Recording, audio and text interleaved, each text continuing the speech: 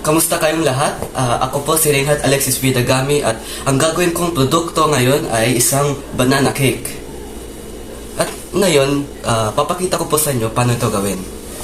Una, kailangan mo ng 4 na hinog na saging at i-mash mo ito sa isang lalagyan hanggat sa ganito ang maging itsura.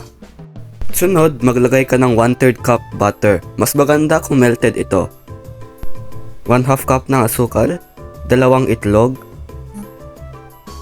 1/2 cup ng gatas, 1 teaspoon ng vanilla essence, at sunod ay ihalo mo na ito. Pagkatapos ihalo ang mga sangkap, kumuha ka ng salaan at maglagay ka ng 1 1/2 cup ng harina, 1 teaspoon ng baking powder, 1/4 teaspoon salt, at 1/4 teaspoon cinnamon. Tapos naman ay salain mo to hanggat sa matira ang mga buo-buo. Ngayon naman, haluin natin ang mixture ng mabuti. Dapat hindi ito malapot at hindi rin ito malabnaw.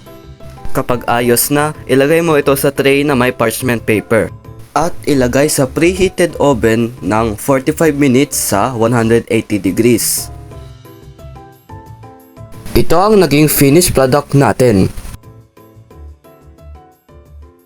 Ang banana cake po na ito ay para po sa pamilya, sa estudyante o kung sino man na gustong bumili ng isang homemade na panghimagas. Kapag may 1 kilo ka pong harina, pwede kang makagawa ng up to 4 na banana cakes na pwede mong ibenta. Ang mga ingredients lang naman, in total, mga 150 pesos lang. Pwede mo itong ibenta ng up to 200 pesos hanggang 250 pesos.